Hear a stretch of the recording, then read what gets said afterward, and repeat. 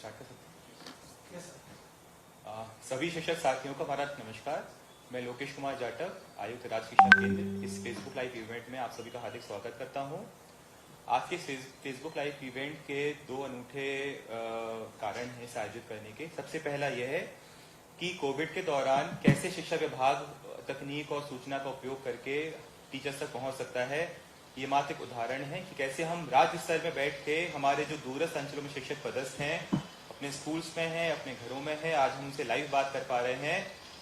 ये इससे अपेक्षा यह भी है कि हमारे शिक्षक साथी आने वाले समय में इसी तरह से तकनीक का उपयोग करके अपने बच्चों तक, स्कूल में पढ़ने वाले जो बच्चे हैं, उनके पालक हैं, वहां भी पहुंचने का प्रयास करें और उन्हें निरंतर प्रेरित करते रहें कि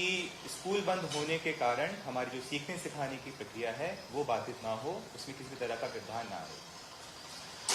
आज के फेसबुक लाइव इवेंट में हमारे संभाग स्तर के, हमारे जिले स्तर के, हमारे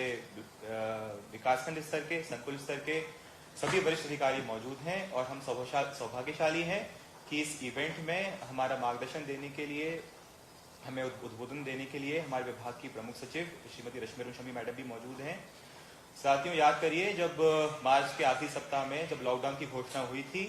तब पूरे प्रदेश में जो सरकारी विद्यालय हैं, चाहे निजी हों या सरकारी हों, उनका संचालन बंद हो गया था। इसके बाद भी हमारे प्रमुख सचिव मैडम के नेतृत्व में यह प्रयास किया गया, विशेषकर हमारे जो शासकीय स्कूल में पढ़ने वाले बच्चे हैं, कि उनके सीखने की जो प्रक्रिया है वो कैसे हम लोग निरंतर चालू रख सकते हैं। इसके लिए हम लोगों ने हर संभव प्रयास किया, रेडियो, टीवी, मोबाइल, वर्कशीट्स के माध्यम से प्रयास किया कि बच्चों की जो सीखने की जो प्रक्रिया है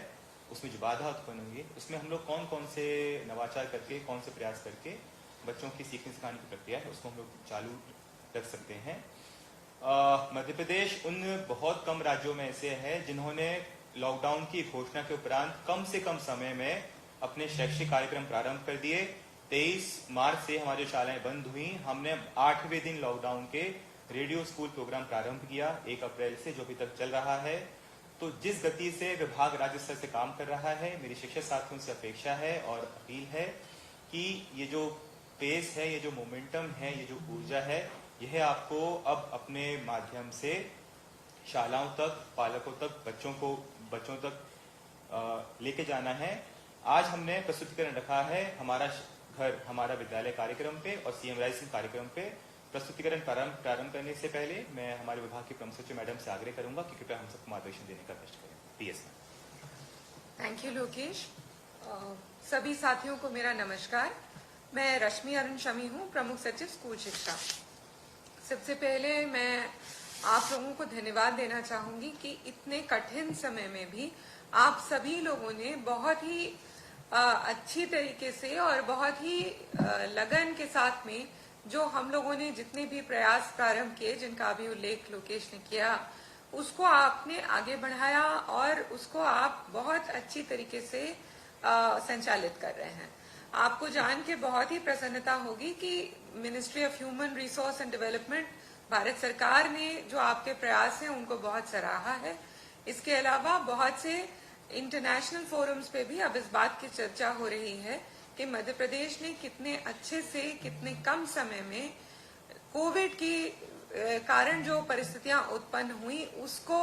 ध्यान में रखते हुए शिक्षा की जो प्रक्रिया है उसको कैसे आगे बढ़ाया है। तो आप सभी बहुत ही बधाई और धन्यवाद के पात्र हैं इसके लिए, क्योंकि हम ये कभी भी नहीं कर पाते अगर आप लोग हमारे साथ इस पूरी प्रक्रिया में सहयोग नहीं करते।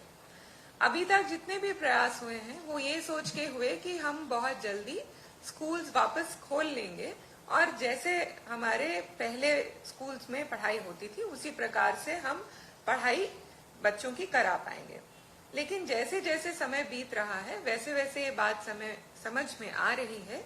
कि शायद अभी हम बहुत जल्दी स्कूल ना खोल पाए। अभी ये निर्णय हुआ है कि 31 जुलाई के बाद स्कूल्स खुलेंगे, पर उस समय की परिस्थिति का आकलन करके आगे का निर्णय लिया जाएगा। किंतु क्या जब स्कूल बंद होता है तो क्या शिक्षा बंद हो जानी चाहिए या पढ़ाई बंद हो जानी चाहिए, ये एक बड़ा सवाल है। और जब स्कूल्स खुलेंगे तो इस अवधि में अगर जिस समय स्कूल्स बंद हैं, अगर हम बच्चों की शिक्षा को निरंतर रखने के प्रयास नहीं करते हैं तो हम ये पाएंगे कि उनका लर्निंग लॉस बहुत जबरदस्त हो जाएगा और बच्चे जो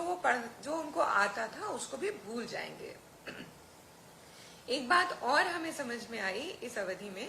कि हमें अब ये नहीं सोचना है कि स्कूल का मतलब एक पर्टिकुलर स्थान है। स्कूल का मतलब होता है सेंटर फॉर लर्निंग, और वो सेंटर फॉर लर्निंग कोई भी जगह हो सकती है। वो बच्चों का घर हो सकता है, वो उनका खेत हो सकता है, वो बाग बगीचा हो सकता है, कोई भी स्थान हो सकता है जिसको हम एक सीट ऑफ लर्निंग में कन्वर्ट कर सकते हैं। तो क्या हम क्या क्या तरीके कर सकते हैं जिससे यदि स्कूल बंद है तो भी बच्चों की पढ़ाई नहीं रुके, बच्चों की लर्निंग नहीं रुके और बच्चे कॉन्स्टेंटली निरंतर कुछ ना कुछ सीखते रहें। इसी उद्देश्य से इसी कड़ी में एक बात और ये समझ में आई कि अब हमको सिर्फ शिक्षक को शिक्षक के तौर पे नहीं देखना है, हमें ये भी समझना है कि हमारे जो माता पिता हैं, जो अभिभावक हैं, परिवार के जो बड़े सदस्य हैं, दादा दादी, नाना नानी, हो सकता है बड़े भाई बहन और तमाम जो परिवार के सदस्य हैं, इन सब को हमें को टीचर, को एजुकेटर की तरह ट्रीट करना है कि जो काम आप कर रहे हैं उसमें हमारे परिवार के सदस्य कैसे सहायक बने और आपकी सहायता कर सकें और बच्चे की जो सीखने की जो प्रक्रिया है उसमें मदद कर सकें। इन सभी चीजों को ध्यान में रखते हुए अभी आज से हम लोग बात कर रहे हैं हमारा घर हमारा विद्यालय कार्यक्रम की, कि घर में रहते हुए ही बच्चे का जो सीखने की प्रक्रिया है वो जारी रहे। जो बच्चों को किताबें अभी दी जाएंगी उसको कैसे माता पिता कैसे उसको पढ़ा सकते हैं घर में, कैसे आप माता पिता को मदद कर सकते हैं कि बच्चे पढ़ें और आप असेस करें कि बच्चों ने काम किया कि नहीं। इस पे बहुत सारी चीजें अभी लोकेश एक प्रस्तुतिकरण के माध्यम से आपको बताएंगे। मेरा आपसे इसमें से 2-3 चीजों का अनुरोध है। पहली बात तो जैसा मैंने दोहराया कि हमको माता पिता को, परिवार के जनों को अपना साथी समझना चाहिए और ये समझना चाहिए कि बहुत कुछ वो स्वयं हमारी मदद करा के बच्चे को सिखा सकते हैं, हमें सिर्फ उनको गाइड करने की जरूरत है। दूसरा,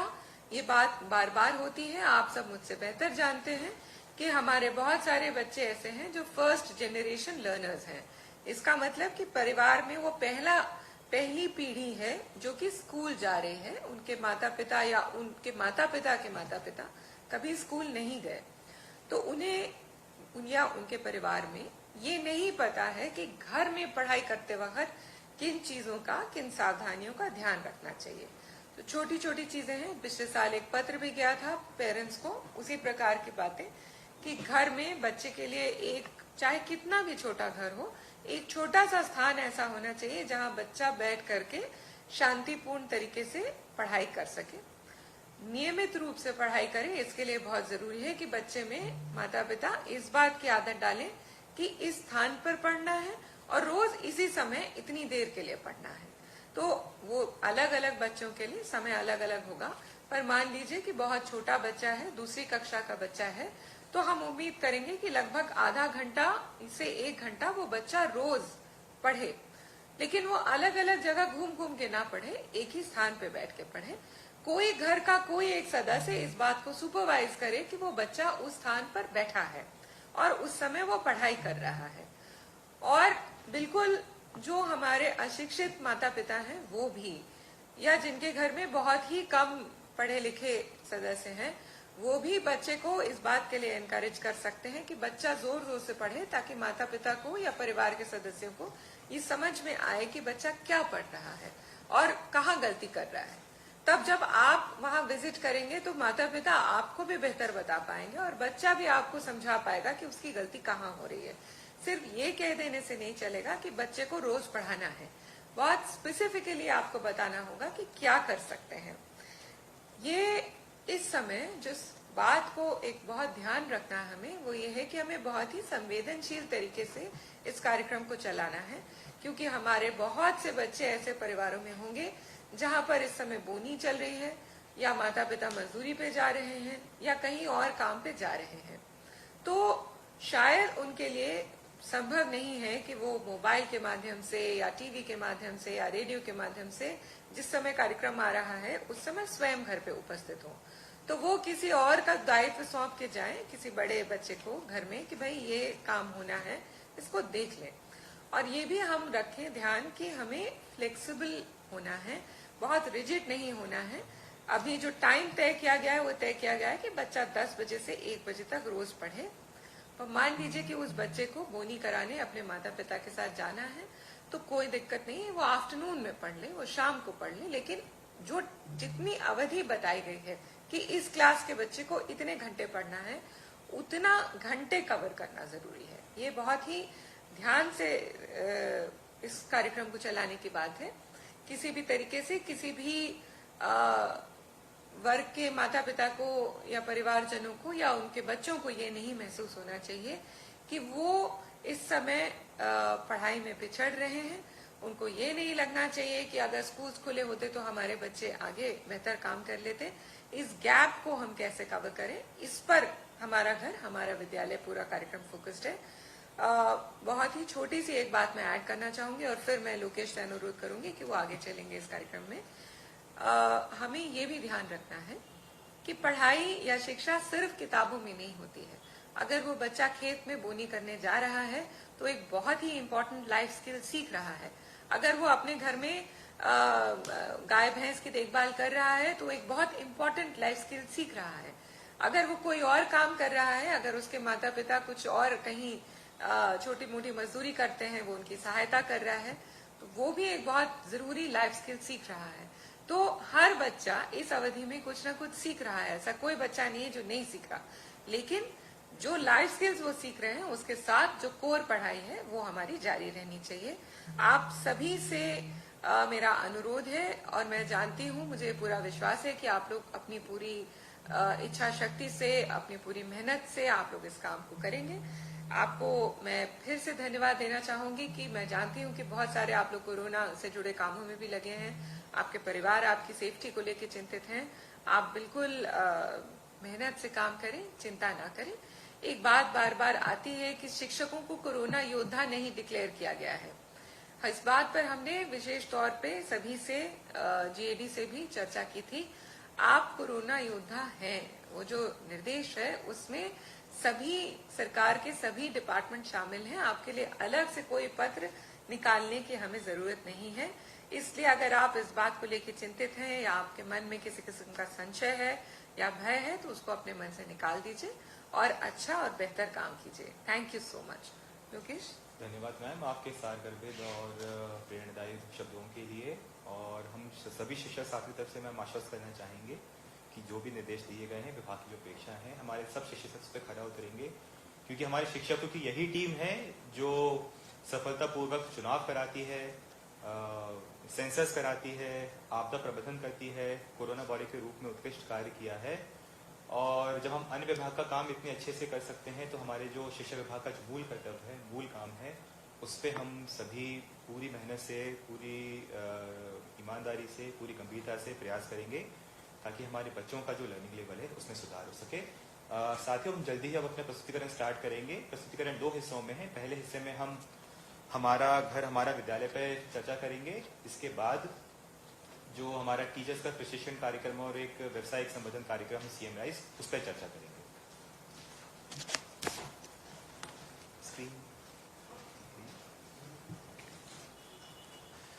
तो जैसा कि आपको स्क्रीन में नजर आ रहा होगा, हमारा घर हमारा विद्यालय, लेकिन इसके कार्यक्रम के पीछे की जो सोच है, जो डिजाइन है, मैं चाहूंगा कि प्रस्तुतिकरण के पहले अगर आप बहुत संक्षेप में उसे ध्यानपूर्वक सुनेंगे ताकि आपके मन में ये बात घर कर जाए कि ये सिर्फ एक, हम जो बहुत सारे इनिशिएटिव्स, बहुत सारे कार्यक्रम शिक्षा विभाग में लागू करते रहते हैं, ये जो कार्यक्रम है ये उन कार्यक्रमों से किस तरह अलग है। और आप ऊपर एक हैशटैग की लाइन देख रहे हैं, जो लोग ट्विटर उपयोग करते हैं वो हैशटैग समझते होंगे, अब पढ़ाई नहीं रुकेगी। तो हम विगत 3 माह से विभाग स्तर से जो भी प्रयास हो रहे हैं, जो आप सबके अथक परिश्रम से ही संभव है, उसका सबसे बड़ा उद्देश्य है, हमारा लक्ष्य है जो हमें हासिल करना है, जिसको निरंतर अग्रसर रहना है, वो है अब पढ़ाई नहीं रुकेगी। साथियों, अभी तक हमने जो भी प्रयास किए हैं उन सभी प्रयासों को समाहित कर उन्हें और एक अच्छे पैकेज के रूप में परिवर्तित कर हम लोग 6 जुलाई से हमारा घर हमारा विद्यालय कार्यक्रम प्रारंभ करने जा रहे हैं। इस कार्यक्रम को प्रारंभ करने के पीछे 3 बहुत महत्वपूर्ण कारण हैं जो आपके संज्ञान में लाना आवश्यक है। पहला है आरटीई संबंधी प्रावधान। आप सभी अवगत होंगे कि शिक्षा का अधिकार जो प्रावधान है उसमें प्राथमिक कक्षाओं के लिए कम से कम 200 अकादमिक दिवस और माध्यमिक कक्षाओं के लिए कम से कम 220 अकादमिक दिवस, यानी कि एक वैज्ञानिक पद्धति से अगर बच्चा सीखे तो कम से कम उसे 200 दिन में वो अपना कोर्स कवर कर पाएगा, लर्निंग आउटकम्स का अचीव कर पाएगा। और माध्यमिक कक्षाओं में यही अवधि 220 दिन की होती है, क्योंकि सिलेबस का जो स्टैंडर्ड है वो थोड़ा सा कठिन होता है और सब्जेक्ट की संख्या है वो ज्यादा होती है। आप देखेंगे कि अगर हमारा 1 अप्रैल से गत वर्षों में जो सत्र स्टार्ट हुआ है, लॉकडाउन की अवधि में हम ऑलरेडी अप्रैल 2020 के करीबन 22 शैक्षणिक दिवस का नुकसान हमें हो चुका है। अगर ये एक आम वर्ष होता तो हमारे शालाएं हैं वो 15 जून से प्रारंभ हो चुकी होती। 15 जून से 30 जून तक भी करीबन हमारे 12 शैक्षणिक दिवस हैं, उसकी कमी हो चुकी है। इस तरह से हमारे शैक्षणिक दिवस का अप्रैल और जून को मिलाकर ऑलरेडी 44 दिन का नुकसान हो चुका है। तो करीबन 10 से 15% का ये नुकसान हो चुका है और इस नुकसान की भरपाई हमें करनी है और इस हमारे बच्चों के जो लर्निंग लेवल हैं वो इससे बहुत ज्यादा प्रभावित ना हो। दूसरा कारण यह है इस कार्यक्रम को प्रारंभ करने का कि आपने देखा होगा आपके परिवार में जिनके बच्चे प्राइवेट स्कूल्स में हैं या आपके नेबरहुड में आपके निकट परिजनों के बच्चे जो प्राइवेट स्कूल में हैं, तो प्राइवेट स्कूल्स ने अप्रैल मई जून के महीने में निरंतर ऑनलाइन क्लासेस चलाई हैं 4-4 5-5 घंटे की। तो जिन बच्चों के पास मोबाइल है, लैपटॉप है, जो निजी स्कूल्स में है, वहां तो बच्चों की पढ़ाई निरंतर हो रही है, लेकिन हमारे शासकीय स्कूल में पढ़ने वाले बच्चों का जो सामाजिक आर्थिक परिवेश है, जिनके पास इस तरह की सीखने की डिवाइसेस नहीं है, उनके बीच में और निजी स्कूल में पढ़ने वाले बच्चों के बीच में एक लर्निंग गैप विकसित होता जा रहा है। इस गैप को कम से कम करने का भी प्रयास हमारा घर हमारा विद्यालय के माध्यम से किया जाएगा। तीसरा, इस कार्यक्रम को प्रारंभ करने का जो सबसे महत्वपूर्ण कारक है वो है लर्निंग कॉन्टिन्यूम, यानी कि जो सीखने की जो प्रक्रिया होती है वो निरंतर होती है और इस निरंतर सीखने की प्रक्रिया में यदि 3-3 4-4 महीने का व्यवधान उत्पन्न होता है, विशेषकर छोटी कक्षाओं के बच्चों में जो कि एक फॉर्मेटिव ईयर होते हैं, जहां पे हमारे मन मस्तिष्क का सीखने की प्रक्रिया का जब विकास होता है, यदि इस प्रक्रिया में बाधा उत्पन्न होती है तो आने वाले कक्षाओं का जो सिलेबस है, जो कंटेंट है, जो पढ़ाई है, वो बच्चों को और मुश्किल लगेगी। तो हो सकता है कि हमारे बहुत सारे बच्चे स्कूल आना पसंद ना करें, क्योंकि स्कूल में बैठ के आके क्लास में बैठ के क्लास में जो पढ़ाया जा रहा है समता उन बच्चों को समझ में ना आए, क्योंकि 4 से 5 महीने का ब्रेक अगर हो जाता। तो इन 3 जो बहुत महत्वपूर्ण कारक हैं, इनको ध्यान में रख के हमने हमारा घर हमारा विद्यालय कार्य योजना तैयार की है, कार्यक्रम तैयार किया है। ये 3 फैक्टर्स हैं, आपको अपने दिमाग में हमेशा ध्यान में रखने की आवश्यकता है, ताकि जब आप बच्चों से मिलें, उनके पालकों से मिलें, अपने सहपाठियों से मिलें, तो आपको ध्यान में रहे कि इस कार्यक्रम का जो उद्देश्य है सिर्फ कार्यक्रम का क्रियान्वयन ही नहीं है, बल्कि इसके पीछे की जो सोच है वो ज्यादा महत्वपूर्ण है। ये आपकी जानकारी में है कि जब लॉकडाउन की घोषणा हुई थी, उसके बाद हमारे सीखने की प्रक्रिया निरंतर कर रखने के लिए हमने ये प्रिज्यूम किया, हमने ये सोचा कि प्रत्येक घर में औसतन 3 में से कोई ना कोई 1, 2 या तीनों डिवाइस हो सकती हैं, यानी कि या तो घर में रेडियो हो सकता है, टीवी हो सकती है, मोबाइल हो सकता है। तो विभाग ने राज्य स्तर से प्रयास किया कि क्यों ना इन तीनों ही डिवाइसेस का उपयोग कर बच्चों तक शैक्षिक सामग्री पहुंचाई जाए, ताकि हमारे बच्चे लॉकडाउन की अवधि में भी, ऐसी अवधि में जब स्कूल बंद हैं, ऐसी अवधि में कम से कम सीखने की प्रक्रिया हमारी ना रुके। इसलिए हमने मोबाइल के माध्यम से डिजिलैब कार्यक्रम संचालित किया, रेडियो के माध्यम से रेडियो स्कूल कार्यक्रम संचालित किया और टीवी के माध्यम से डीडीएमपी, जहां पे मध्य प्रदेश का जो दूरदर्शन चैनल है, वहां पे करीबन 3 से 4 घंटे का कार्यक्रम है जो कक्षा 9 से 12 के बच्चे हैं उनके लिए प्रसारित किया जाता है। हमारे बहुत कुछ जिलों में हमारे शिक्षक साथियों ने आगे आकर जो गत वर्ष की दक्षता उन्नयन की जो किताबें थी, जो वर्कबुक थी, उसका भी वितरण सुनिश्चित किया। और इस पूरे कार्यक्रम की जो धुरी है, जो मॉनिटरिंग है, वो जो हमारे शिक्षक साथी हैं, हमारे बहुत सारे शिक्षक साथियों ने बहुत ही अथक परिश्रम कर यह प्रयास किया कि जो भी हम कंटेंट टीवी, रेडियो, मोबाइल या वर्कबुक के माध्यम से बच्चों को सिखाने का प्रयास कर रहे हैं, उसका एक निरंतर फीडबैक हमारे बच्चों को मिले। और हमारे कुछ शिक्षक साथियों ने बहुत ही उत्कृष्ट स्तर का कार्य करके जहां जहां भी कनेक्टिविटी थी, पेरेंट्स के पास, बच्चों के पास मोबाइल फोन थे, उनको जो असाइनमेंट दिए जा रहे थे वो असाइनमेंट व्हाट्सएप पे बुलाए, उसको चेक किया, करेक्ट किया और वापस बच्चों को एक फीडबैक दिया कि बेटा आपने ये गलती की है, इसमें ये कमी रह गई है, आप इसमें सुधार करिए। तो इस तरह के जो क्रियान्वयन का स्तर है वो भी हमारे शिक्षक साथियों ने अचीव किया है। और अब लेकिन हमारी चुनौती यह है कि अभी जो प्रयास एक आइलैंड के रूप में किए जा रहे हैं, कि हमारे कुछ शिक्षक साथी ऐसा कर रहे हैं, उसको हमें एक व्यवस्था के रूप में पूरे विभाग के जो हमारे शिक्षक हैं उन सभी को इसे अपनाने की आवश्यकता है। डिजिलैब कार्यक्रम का बहुत ही सफल संचालन किया जा रहा है, लेकिन ये हमारे लिए चिंता का विषय इसलिए भी है, हमारे शालाओं में पढ़ने वाले करीबन 60-65 लाख जो बच्चे हैं, उनमें से एक जो आंतरिक सर्वे हमने किया था आप सभी के माध्यम से, मात्र 22 से 25 लाख माँ बाप ही ऐसे हैं जिनके पास स्मार्टफोन है और जो व्हाट्सएप का उपयोग करते हैं। इनमें से इन सभी को आप सभी ने बहुत ही मेहनत करके जोड़कर 50,000 से अधिक व्हाट्सएप समूह बनाए हैं, जो कि कक्षावार हैं, शालावार हैं। परंतु चिंता का विषय इसमें बहुत ही गंभीर है। पहला ये कि हम इतने मेहनत करने के बाद भी मोबाइल और व्हाट्सएप के माध्यम से मात्र 20 से 25% पेरेंट्स तक या बच्चों तक ही पहुंच पाए हैं। और जैसा कि आपको विदित होगा कि हम रोज 10 से 11 के बीच में डिजिलैब पे जो शिक्षण सामग्री भेज रहे हैं, जब हमने कार्यक्रम शुरू किया था तो 2 लाख व्यूज, यानी कि जो हम सामग्री भेज रहे हैं मात्र 2 लाख बच्चे ही उसका उपयोग करते थे। आप सबने मेहनत की, गृह संपर्क किया, बच्चों से मुलाकातें की, उनके पालकों से आप लोगों ने मिले, गृह संपर्क अभियान किया। उसका परिणाम यह रहा कि अभी हम 6.5 से 7 लाख पर दिन की व्यूअरशिप पे आ गए हैं। परंतु हमारे 1 से 8 के बच्चों का जो एनरोलमेंट है, उसकी अगर पूरे उस फिगर की से तुलना करें तो जो पहुंच है मात्र वो 10% है, जो दर्शाता है कि अब हमें व्हाट्सएप के अतिरिक्त भी कुछ अधिक और कुछ ठोस कार्यक्रम लेके जाना चाहिए, जिससे हम बच्चों तक और पालकों तक पहुंच सकें। तो इन सब चीजों को ध्यान में रखते हुए हमने जो हमारा घर, हमारा विद्यालय जो कार्यक्रम प्रारंभ करने का जो एक कार्ययोजना तैयार की है, उसमें हमने सबसे ज्यादा जोर इस बात को दिया है कि जब स्कूल लगता है और जब तो उस समय एक प्रत्येक टीचर और प्रत्येक बच्चे और प्रत्येक पालक का जो दिन होता है वो स्कूल के टाइम टेबल अनुसार सेट हो जाता है। हम सबको पता होता है कि जो शासकीय शाला प्रारंभ होने का टाइम है, बंद होने का टाइम है, उस समय हम कोई और कार्य नहीं करते हैं और हमारा उद्देश्य होता है कि हम समय से स्कूल जाएं और स्कूल बंद होने के बाद समय से घर आएं, फिर स्कूल में हमें जो गतिविधि मिलती है उसे हम घर पे करने का प्रयास करें। तो ये जो रूटीन एक हमारा जब स्कूल चलता है, जिसके कारण हमारा एक पूरी दिनचर्या एक बंध जाती है, एक सेट हो जाती है, उसी तरह का भाव हमारा स्कूल, हमारा घर, हमारा स्कूल कार्यक्रम में देने का प्रावधान किया गया है। दूसरा, जैसा प्रमुख सचिव मैडम ने भी उल्लेख किया था और मैंने भी आपको भी जिक्र किया कि जो निजी शाला और शासकीय शालाओं में जो पढ़ने वाले बच्चे हैं, तो डिजिटल डिवाइड, यानी कि जिन बच्चों के पास, जिन पालकों के पास डिजिटल डिवाइसेस उपलब्ध हैं,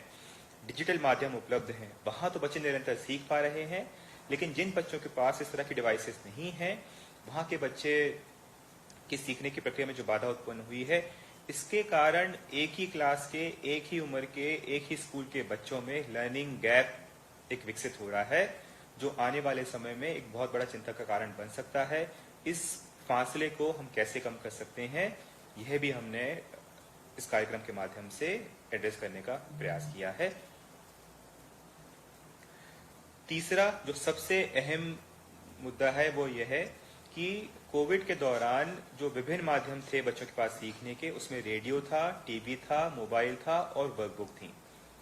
लेकिन 1 जुलाई से 4 जुलाई के बीच में हम लोग प्रत्येक शाला स्तर पे सोशल डिस्टेंसिंग का पालन करके यह प्रयास करेंगे कि हमारे जो बच्चे हैं जिनका अगली कक्षा में प्रवेश हुआ है, उनको हम लोग पाठ्यपुस्तक और वर्कबुक्स प्रदान करें।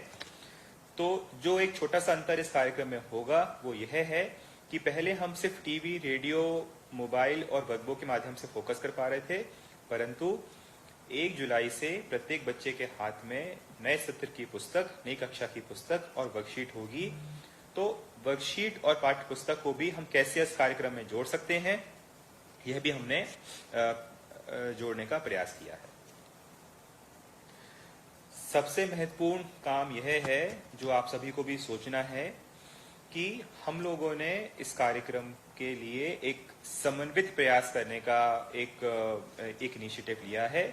जिसमें बच्चे के पास सीखने के जो संसाधन हैं, मैं पुनः दोहराना चाहूंगा, वर्तमान में बच्चे के पास जो सीखने के संसाधन हैं,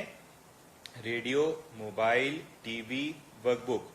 और अब बच्चों के पास पाठ्य पुस्तक भी मिलेंगी। इन पांचों चीजों को समाहित करके हम हफ्ते दर हफ्ते का एक साप्ताहिक लर्निंग पैकेज बच्चों के लिए तैयार कर रहे हैं,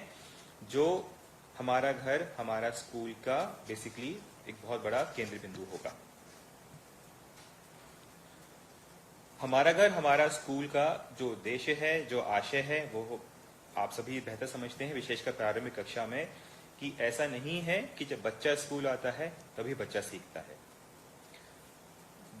हमारा जो घर है, बच्चा जिस घर में रहता है, वो हमारे बच्चों की प्रथम पाठशाला होती है और बच्चे की जो एक सामान्य ज्ञान होता है, उसका प्रारंभिक जो शब्द ज्ञान होता है, उसके बोलचाल की जो भाषा होती है, बोलचाल का जो लहजा होता है, यह सब बच्चा अपने घर में ही सीखता है। तो हम लोगों ने सोचा कि जब बच्चा ऑलरेडी अपने घर में रह के इतना कुछ सीख सकता है, तो क्यों ना स्कूल बंद होने की स्थिति में हम लोग प्रयास करें कि बच्चा घर पे रह के और कैसे एक संगठित, एक ऑर्गेनाइज्ड, एक स्ट्रक्चर्ड प्रयास से बच्चा बेहतर सीख सकता है। यह हमने अवधारणा रखी है हमारा घर हमारे विद्यालय में। दूसरा जो सबसे अहम है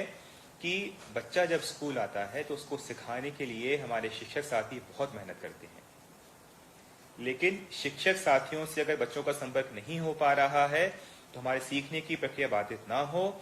इसी बिंदु को ध्यान में रखते हुए हमने प्रयास किया है कि बच्चे के घर में जो भी बड़े बुजुर्ग हैं, भाई बहन हैं, माता पिता हैं, रिश्तेदार हैं, जो उस घर में मौजूद हैं, उनके माध्यम से बच्चा सीख सकता है। और जब हम सीखने की बात करते हैं तो सीखने की जो बातें हैं वो सिर्फ किताबों तक ही सीमित नहीं होती हैं। बच्चे के आसपास जो सामाजिक आर्थिक परिवेश होता है, हमारी जो दैनिक दिनचर्या होती है, हमारे घर का जो रहन सहन होता है, हमारे घर के जो बड़े बुजुर्ग हैं उनके जो अनुभव होते हैं, यात्रा वृत्तांत होते हैं, इन सब चीजों से भी बच्चा बहुत अच्छे से सीख सकता है। तो हमारा घर हमारा विद्यालय में हमें ये भी ध्यान रखना है कि हमने जो एक स्ट्रक्चर, एक कार्यक्रम बनाया है, टाइम टेबल बनाया है, उसमें घर के जो सदस्य हैं उनका एक बहुत महत्वपूर्ण रोल है, उनकी एक बहुत महत्वपूर्ण भूमिका है, जो जब आप गृह संपर्क करें तो बार बार आपको उसकी ओर इंगित करना है उनके माँ बाप से चर्चा करते वक्त। अब हम आते हैं कि बेसिकली हमारा घर हमारा विद्यालय कार्यक्रम है, उसका स्ट्रक्चर कैसा है, उस कार्यक्रम का फ्लो कैसा है और इस कार्यक्रम के जो अहम पहलू हैं वो किस प्रकार से हैं। जैसा मैंने आपको पहले भी बताया कि जब हम स्कूल जाते हैं तो हमारा स्कूल में एक टाइम टेबल होता है, जिससे हमारी पूरी जो दिनचर्या है वो तय हो जाती है। उसी तरह का एक भाव है वो हमने कार्यक्रम में देने का प्रयास किया है कि बच्चा अपने घर पे ही प्रातः 10 से दोपहर 1 यानी 3 घंटे बैठकर एक कक्ष में एक स्थान पर बैठकर अपनी पढ़ाई करे। चूंकि घर की परिस्थितियां अलग अलग हो सकती हैं, शायद सभी बच्चों के लिए प्रतिदिन ये संभव ना हो कि वो 10 से 1 तक पढ़ें, तो ये जो कार्यक्रम है ये एक पूरी तरह से फ्लेक्सिबल कार्यक्रम है। जिस बच्चे के पास जब समय उपलब्ध हो वो बच्चा पढ़े, लेकिन प्रयास यह होना चाहिए कि यदि एक समय सीमित हो जाता है, फिक्स हो जाता है, तो वो मानसिक रूप से बच्चों के माँ बाप को भी पता रहेगा और बच्चों को भी पता रहेगा कि इस अवधि में मेरे बच्चे पढ़ते हैं, तो उनसे हम कोई और घरेलू कार्य ना कराएं, उन्हें कहीं बाहर जाने को ना बोलें, और जो 3 घंटे दिन में बच्चा जो फिक्स कर पाता है पढ़ने के लिए, उसमें किसी भी तरह का व्यवधान ना हो। दूसरा इस कार्यक्रम का जो सबसे बड़ा पहलू है कि बच्चा की जो सीखने की जो प्रक्रिया होती है, उसमें पढ़ने की प्रक्रिया होती है, लिखने की प्रक्रिया होती है, करने की प्रक्रिया होती है, सुनने और बोलने की प्रक्रिया होती है। तो इन चारों ही जो सीखने के माध्यम हैं, इसको हमने अपने कार्यक्रम में शामिल किया है कि सबसे पहले देखना, तो हमने जो गतिविधि भेज रहे हैं बच्चों को डिजिलैब के माध्यम से, बच्चे उस वीडियो को देखें। फिर उस गतिविधि में जो इंस्ट्रक्शंस दिए गए हैं, जो गतिविधि करने के लिए जो कहा गया है, उस गतिविधि को बच्चे अपनी कॉपी में करें। रेडियो कार्यक्रम जो आता है हमारे रेडियो स्कूल, उसमें उसको ध्यानपूर्वक सुने, उसमें जो इंस्ट्रक्शंस दिए जाते हैं उसका पालन करें और फिर बोलना। जो बच्चों ने सीखा है उसको दोहराएं, अपने माँ बाप से चर्चा करें, अपने भाई बहन से चर्चा करें, कहानी सुने, गीत सुनाएं, उनसे कुछ सीखें। तो ये जो पढ़ना, सीखना, करना, सुनना, बोलने के जो फैक्टर्स हैं जो एक कक्षा में संभव हो पाते हैं, उसी तरह का एक माहौल, उसी तरह की व्यवस्था बच्चों को घर पे देने का प्रयास किया जा रहा है। अभी हम लोगों ने प्रारंभिक तैयारी का समय है, हम लोगों ने यह सोचा कि जुलाई 1 से जुलाई 4 की अवधि में हम प्रत्येक बच्चे को जो नवीन सत्र की जो टेक्स्ट बुक है वो हम बच्चों को दे देंगे। और जब हमारा पाठ्य पुस्तक वितरण का काम पूरा हो जाएगा, उसके बाद 6 जुलाई यानी कि आज से आने वाले जो दूसरा सोमवार है, उस समय से हम हमारा विद्यालय कार्यक्रम का शुभारंभ करेंगे। कार्यक्रम को एक बेहतर और एक थोड़ा सा फॉर्मल फील देने के लिए हमने यह भी इसमें एक बहुत ही एक रोचक बिंदु जोड़ा है कि जिस तरह स्कूल शुरू होने और स्कूल बंद होने के लिए घंटी का या बेल का उपयोग किया जाता है, उसी तरह से पालक या बड़े जो भाई बहन हैं परिवार में, वो घंटी या थाली बजाकर एक संकेत दे सकते हैं ताकि जो बच्चे खेल रहे हैं या बाहर हैं वो आसपास आकर अपने घर में बैठ जाएं और जैसे ही 10 बजते हैं अपनी पढ़ाई का जो कार्यक्रम है वो प्रारंभ कर सकें। दूसरा, इस पूरा जो हमारे विद्यालय की जो प्रतिदिन की जो दिनचर्या है, उसको हमने 3 हिस्सों में विभाजित किया है। पहला है पढ़ाई का हिस्सा 10 से 1, इसके बाद 4 से 5, क्योंकि पढ़ाई सिर्फ किताबों तक ही सीमित नहीं है, बच्चे खेल कूद के माध्यम से, क्राफ्ट से, कलात्मक गतिविधियों से, पेंटिंग से, ड्राइंग से, लिटरेचर की एक्टिविटीज से बच्चे सीख सकते हैं। प्लस बच्चों पे पढ़ाई का अत्यधिक भार ना हो, वो अत्यधिक बोझित महसूस ना करें, इसीलिए हम लोगों ने 4 से 5 का प्रतिदिन का 1 घंटा है वो आरक्षित किया हुआ है, जिसमें हम यथासंभव रेडियो या टीवी या व्हाट्सएप के माध्यम से विभिन्न तरह की जो गतिविधि हैं जो सीखने की प्रक्रिया को रोचक बनाती हैं और इंटरेस्टिंग कंटेंट बच्चों को देती, जिसमें खेलकूद की गतिविधियां शामिल हैं, इंस्ट्रक्शंस शामिल हैं कि हम रेडियो पे कोई अनाउंसर बोलेंगे, फिर बच्चों को कौन कौन से मूवमेंट करने हैं, पीटी करनी है, इस तरह की जो गतिविधियां हैं वो हम बच्चों से कराने का प्रयास करेंगे। और जो 7 से 8 का समय है वो स्व अध्ययन का समय होगा, जहां पर हमारी अपेक्षा है कि जिस तरह से हमने लॉकडाउन में अलग अलग प्रतियोगिताएं प्रारंभ की थी, उन सभी प्रतियोगिताओं को, थीम को इस 7 से 8 के शाम के 7 से 8 की जो अवधि है उसमें समाहित करते हुए हम बच्चों को प्रेरित कर रहे हैं कि वो वार्तालाप करें, क्योंकि भाषा सीखने का एक बहुत अच्छा माध्यम होता है किस्से कहानी सुनना, आपस में बोलचाल करना, और विशेषकर जब बच्चे आपस की उम्र के बच्चों से बात करते हैं तो जो शब्द ज्ञान होता है वो बहुत सीमित होता है। लेकिन जब बच्चे किसी अपने घर के बड़े बुजुर्ग से या अपने किसी रिश्तेदार से बात करते हैं, क्योंकि उनकी वोकैबुलरी, क्योंकि उनका शब्द ज्ञान बहुत बड़ा होता है, बहुत ज्यादा शब्दों की रेंज होती है, इसीलिए जब उनसे बार बार बच्चे बात करेंगे तो बच्चों की जो भाषा ज्ञान है, जो भाषा कौशल है, उसमें संवर्धन होगा। इसीलिए हम लोगों ने जो 7 से 8 का जो समय है उसमें सुनने और लिखने की जो एक्टिविटी है उसको स्थान दिया है। और सबसे इम्पोर्टेंट बात ये कि हम जो हमारा 6 दिन का जो सप्ताह होता है उसमें सोमवार से शुक्रवार तक हम लोग अलग अलग जो शैक्षणिक गतिविधियां हैं उसका संचालन करेंगे, परंतु हमारा जो शनिवार का दिन है उसको हम मस्ती की पाठशाला के रूप में, रोचक गतिविधियों के रूप में बच्चों से क्या क्या अच्छी चीजें कराई जा सकती हैं, बच्चे कम से कम लागत में उनके घर में जो सामग्री उपलब्ध है कैसे उसका उपयोग कर कोई नया प्रोजेक्ट बना सकते हैं, जो स्थानीय स्तर पे जो खेल खेले जाते हैं वो बच्चे कैसे खेल सकते हैं, कोई नया आर्ट है, नया क्राफ्ट है, कोई नई कला है जो बच्चे सीख सकते हैं, या बच्चों के लिए स्टोरीज या दूरदर्शन पे हम लोग बाल साहित्य या जो चिल्ड्रन मूवीज होती हैं वो भी दिखाने का प्रयास करेंगे। तो इस तरह से हमारा जो पूरा एक पैकेज है सप्ताह दर सप्ताह का, इस तरह से डिजाइन किया गया है कि कैसे हमारे जो बच्चे हैं घर पे रहकर सीख सकते हैं और सिर्फ किताबी ज्ञान प्राप्त ना करके रोचक गतिविधियों करके भी बच्चे कैसे सीख सकते हैं। इन सभी बिंदुओं का समावेश हमने हमारा घर हमारे विद्यालय में करने का प्रयास किया है। जो दैनिक दिनचर्या है उस दैनिक दिनचर्या को हमने एक साप्ताहिक टाइम टेबल के रूप में कन्वर्ट किया है, जिसमें हमने सभी जो हमारे कक्षा 1 से 8 में पढ़ने वाले बच्चे हैं उनको हमने 3 श्रेणियों में समूह का निर्माण किया है। कक्षा 1 से 2 के लिए एक समूह, कक्षा 3 से 5 के लिए एक समूह और कक्षा 6 से 8 के लिए अलग समूह। हमारे शिक्षक साथियों को ऑलरेडी इस तरह के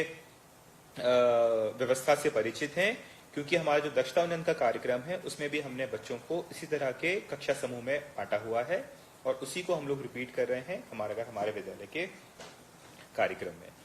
तो जैसा मैंने आपको पहले बताया कि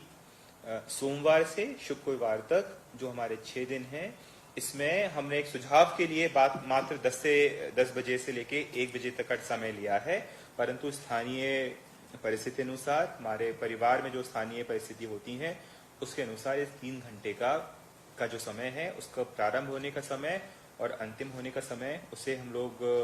अलग अलग कर सकते हैं। परंतु हमें प्रयास यह करना चाहिए कि जब हम पेरेंट्स के पास जाएं, पालकों से बात करें, तो पालकों को इस बात पे जोर दें कि प्रत्येक बच्चा प्रत्येक घर में कम से कम 3 घंटे तक पढ़े और विशेषकर उसका जो शाम को 4 से 5 का समय है और 7 से 8 का जो समय है जहां पर उसे अन्य गतिविधि करनी है वो समय बच्चे को उपलब्ध हो। जिस तरह से डिजी लैब की जो डेली एक्टिविटी है, प्रत्येक दिन होने वाली जो गतिविधि है वो आपको व्हाट्सएप के माध्यम से करीबन कार्यक्रम शुरू होने के 1 घंटे पहले मिलती है, उसी तरह से हम प्रयास कर रहे हैं कि हमारे सभी शिक्षक साथियों को व्हाट्सएप के माध्यम से, अन्य स्रोतों के माध्यम से जो हमारा साप्ताहिक लर्निंग कार्यक्रम है, जो हमने वीकली लर्निंग पैकेज बनाए हैं, वो आपको सप्ताह प्रारंभ होने के कम से कम 2 से 3 दिन पहले मिल जाएं। उसमें कक्षावार कौन कौन सी गतिविधियां होनी है, किस दिन कौन सी गतिविधि होनी है, ये सारी मैपिंग हमने करके रखी है। तो ये भी जानकारी आपके पास समय से उपलब्ध रहेगी। जैसा कि प्रमुख सचिव मैडम ने उल्लेख किया था, मैं पुनः उस बात को रेखांकित करना चाहूंगा कि ये जो कार्यक्रम है ये एक फ्रेमवर्क है, ये सुझाव के रूप में है। स्थानीय स्तर पे, टीचर के हमारे शिक्षक के स्तर पे और बच्चे और पालकों के स्तर पे इस कार्यक्रम के क्रियान्वयन में काफी कुछ हमने आपको फ्लेक्सिबिलिटी दी हुई है, जो स्थानीय परिवेश के आधार पे इस कार्यक्रम का क्रियान्वयन किया जा सकता है। परंतु 2 बिंदुओं पे हमें जोर देने की आवश्यकता है कि हमने जो 3 से 4 घंटे पढ़ाई के लिए निकाले हैं, ये हमारे प्रत्येक बच्चे को प्रत्येक दिन मिलने चाहिए। दूसरी फ्लेक्सिबिलिटी यह भी दी गई है कि आप सभी हमारे टीचर्स की जानकारी में है कि हमारे जो बच्चों के जो सीखने का स्तर है, बच्चे सीखने के अलग अलग स्तर पे हैं। जो बच्चा हमारा तेजी से सीखता है उसको हम और ज्यादा गतिविधि दे सकते हैं या वो और तेजी से हमारी वर्कबुक भर सकता है। तो यह फ्लेक्सिबिलिटी भी हमारे टीचर्स को ध्यान में रखना है, ताकि प्रत्येक बच्चे का उसके सीखने के स्तर के अनुसार इस कार्यक्रम में जो रुचि है वो बनी रहे।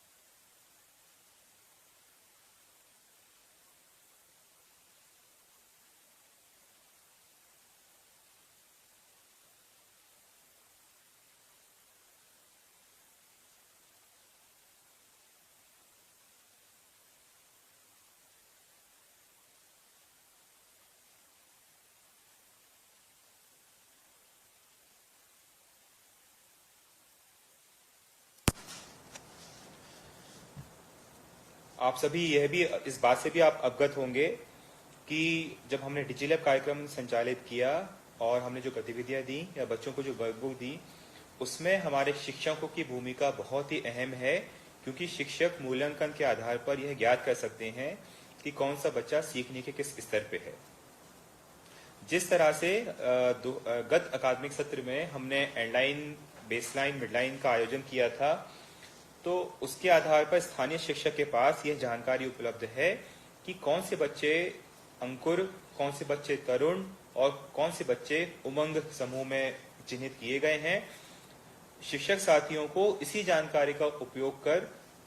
गृह संपर्क या मोबाइल के माध्यम से संपर्क करने के जो निर्देश हैं उसको पालन करने की अपेक्षा की गई है। आप सभी की जानकारी में होगा कि हमारे ऐसे बहुत से पालक हैं जिनके पास फोन है, व्हाट्सएप है, परंतु इसके अलावा एक बड़ी संख्या ऐसी भी है पालकों की जिनके पास फोन नहीं है।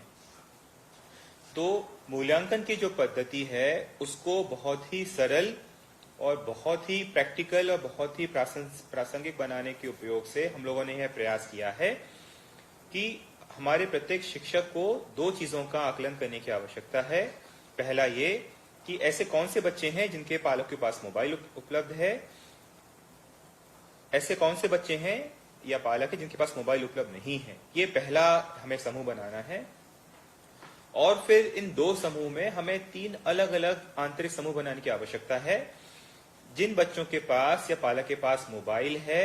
वह बच्चों का सीखने के स्तर के अनुसार वो अंकुर में है, तरुण में है या उमंग में है। उसी तरह जिन बच्चों के पास मोबाइल फोन उपलब्ध नहीं है वो बच्चे भी सीखने के स्तर के अनुसार अंकुर में समूह में है, तरुण समूह में है या उमंग समूह में है। तो आप ये जो टेबल आप देख रहे हैं, इस टेबल पे हमने आपके लिए अपेक्षित कार्यवाही बहुत ही सरल भाषा में और बहुत ही सरल तरीके से समझाने का प्रयास किया है कि ऐसे बच्चे जिनके पास फोन है और जो सीखने के तरुण स्तर पे हैं, उनसे आप फोन पे संपर्क कर सकते हैं। परंतु ऐसे बच्चे जिनके पास फोन नहीं है और वो अंकुर स्तर पे हैं, यानी कि उन्हें शिक्षक के सहयोग की, शिक्षक की मदद की, शिक्षक की सहायता की सबसे ज्यादा आवश्यकता है, तो शिक्षक साथियों से यह अपेक्षा रहेगी कि ऐसे बच्चों के घर में आपको उनसे जाके गृह भेंट करनी है और उन्हें निरंतर मार्गदर्शन देना है, क्योंकि सबसे ज्यादा सपोर्ट की, सबसे ज्यादा सहयोग की, अपने टीचर से संवाद की अगर आवश्यकता किसी बच्चे को है तो वो ऐसे बच्चे को है जिसके पास फोन नहीं है और वो अंकुर समूह पे है। तो कहने का आशय ये कि जो स्थानीय परिस्थिति है आपके शाला की, आपकी कक्षा की, उन स्थानीय परिस्थितियों को ध्यान में रखकर ही आपको किस बच्चे को फोन करना है, किस बच्चे से व्यक्तिशः संपर्क करना है, गृह भेंट करनी है, यह कार्य योजना आपको बनानी पड़ेगी। जिन बच्चों के पास फोन है उनको आप वीडियो लेसन हमने जो भेजे हैं उस पर हमने क्या प्रश्न पूछे हैं, हम इसका एक कार्यक्रम उनके साथ कर सकते हैं। जो दक्षता उन्नयन की वर्कबुक है उसमें कौन कौन सी एक्टिविटी करनी है जो मैपिंग करके आपको उपलब्ध करा रहे हैं। बच्चे द्वारा किए गए हल के जो वर्कबुक एक्सरसाइज है वो बच्चे आपको व्हाट्सएप पे भेज सकते हैं। जो आलेख का जो डिक्टेशन का काम होता है, हिंदी और अंग्रेजी लेखन कार्य, वो भी बच्चे व्हाट्सएप पे भेज सकते हैं। तो कहने का आशय ये कि जो लोकल स्थानीय परिस्थिति है यह हमारे टीचर्स को स्वयं इसका आकलन करना है, परंतु प्रयास यह करना है कि या तो गृह संपर्क के माध्यम से या फोन के माध्यम से हम लोग प्रत्येक बच्चे तक पहुंचे। परंतु वहां पे हमारे शिक्षकों को अपना एक आंतरिक शाला प्रबंधन, कक्षा प्रबंधन इस प्रकार से करना पड़ेगा कि आप कैसे अपने फोन का अधिकाधिक उपयोग कर बच्चों से संवाद कर सकते हैं, और जिन बच्चों के पास फोन नहीं है और अंकुर या तरुण श्रेणी के जो बच्चे हैं, समूह के जो बच्चे हैं, वहां पे आपको गृह संपर्क करना अनिवार्य होगा। सबसे महत्वपूर्ण बात जो हमें ध्यान में रखनी है वो यह भी कि हम सिर्फ एक ही तरफ से वन वे कम्युनिकेशन ना करें, कि राज्य स्तर से जिले स्तर पे, जिले स्तर से संकुल स्तर पे, संकुल स्तर से शाला स्तर पे और फिर शाला स्तर से पालकों और बच्चों तक हमने अपना कंटेंट भेज दिया। सबसे महत्वपूर्ण जो हमारी कड़ी है इस पूरे कार्यक्रम के क्रियान्वयन की, वो है फीडबैक। यानी कि जो कंटेंट बच्चों को भेजा जा रहा है उसे बच्चे कितना समझ पा रहे हैं, उससे कितना सीख पा रहे हैं, यह फीडबैक। और इस फीडबैक पे फॉलो अप एक्शन पूरे जो इस कार्यक्रम का जो क्रियान्वयन का लूप है उस लूप को पूरा करेगा। और आप सभी को यह सुनिश्चित करना पड़ेगा कि आप जब भी अपने बच्चों से संपर्क करते हैं या व्हाट्सएप के माध्यम से उनसे संपर्क करते हैं, तो आपको जिस तरह से आपने 19-20 में बेसलाइन और मिडलाइन किया, उन्हीं क्राइटेरियाज को ध्यान में रखकर हमारे अब वर्तमान में जो बच्चे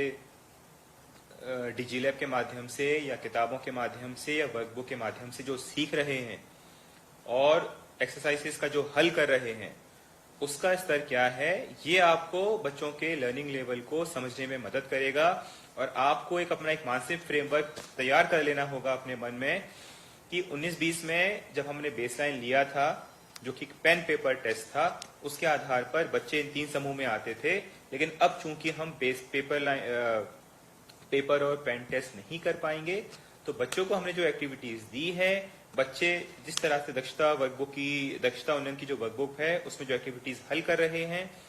बच्चों का परफॉर्मेंस, बच्चों का प्रदर्शन उसमें कैसा है, ये आप जब चेक करेंगे तो आपके मन में अपने आप एक अंकुर, तरुण और उमंग की जो सूची है वो अपने आप आपको धीरे धीरे संधारित कर लेना चाहिए। इसीलिए आवश्यक है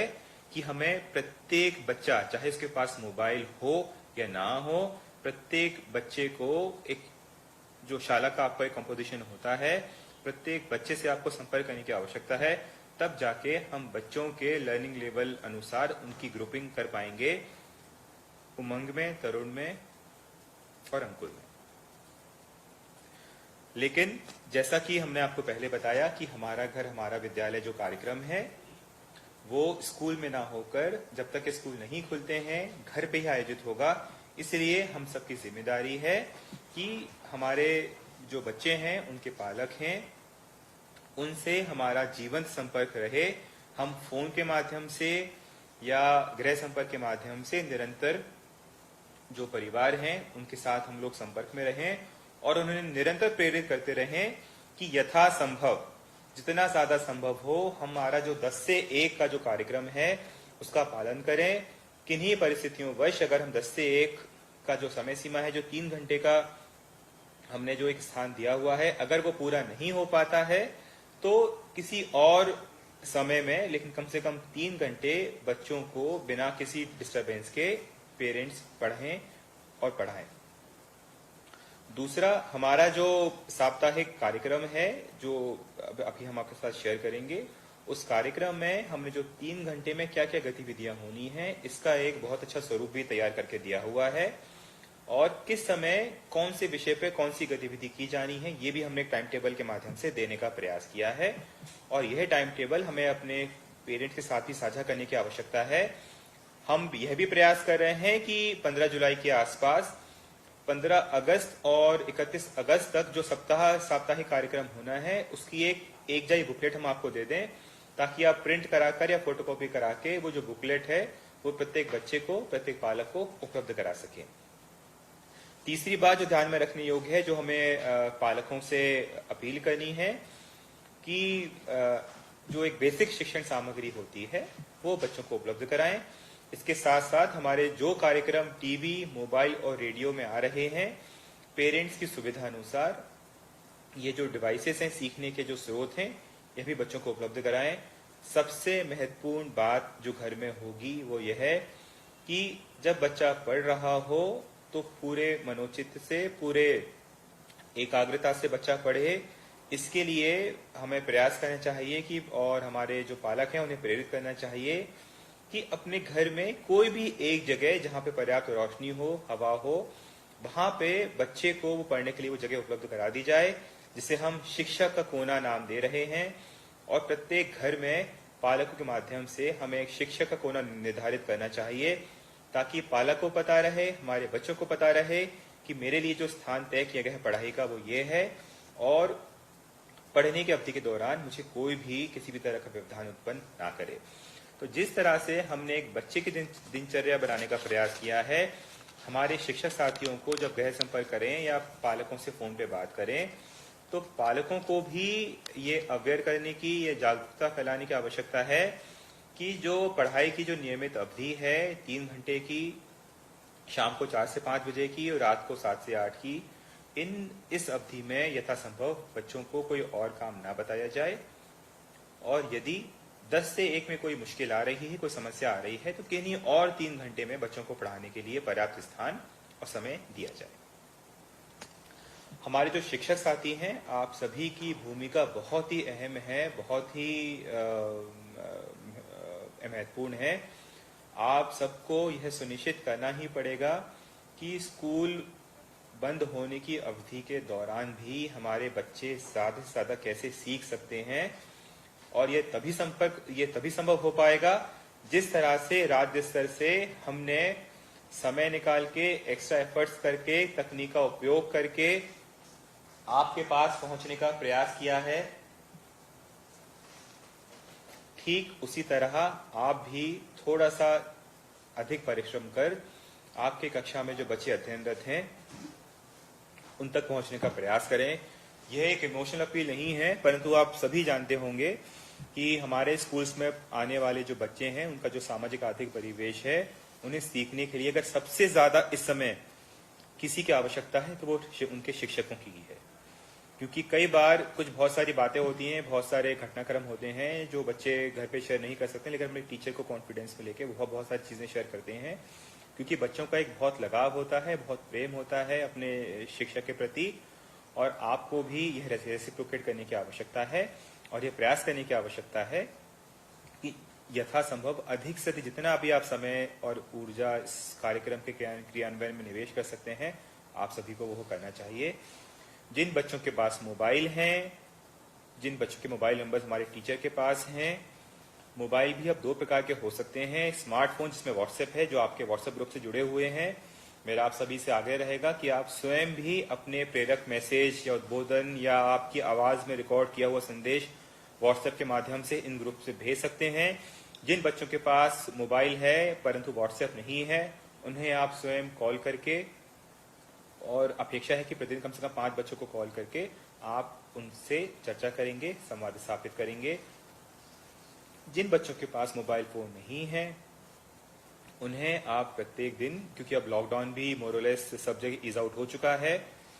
तो हमारा घर हमारा विद्यालय के कार्यक्रम के क्रियान्वयन की बहुत बड़ी कड़ी रहेगी गृह संपर्क अभियान। आप सभी से अपेक्षा होगी कि आप गृह संपर्क करें, बच्चों से मिलें, और बच्चे द्वारा जो अभ्यास कार्य किया जा रहा है, जो दक्षता की वर्कशीट है, उनकी हिंदी अंग्रेजी जो लेखन है, जो मौखिक गणित का हम लोगों ने मेंटल मैथमेटिक्स का एक बच्चों को कार्य करने को निर्देशित किया गया है, इन सभी बिंदुओं पर टीचर्स ना सिर्फ एक राइट या रॉन्ग करने वाला ही फीडबैक ना दें कि मैंने सही है तो टिक कर दिया, सही का निशान लगा के, गलत है तो गलत का निशान लगा के टिक कर दिया। फीडबैक वो नहीं होगा। फीडबैक उस तरह का होगा कि बच्चों से सामान्यतः किस किस तरह की गलतियां की जा रही हैं, और इन गलतियों को दूर करने के लिए टीचर्स को निर्देश देना पड़ेगा। उस तरह का फीडबैक है जो हम आप सभी से अपेक्षित कर रहे हैं। इसके साथ साथ कई बार कुछ परिवारों में, कुछ बच्चों को psycho social, psycho emotional support की आवश्यकता होगी। तो हमारे टीचर्स को भी यह बात में ध्यान में रखने की आवश्यकता है कि जब हम बच्चों से,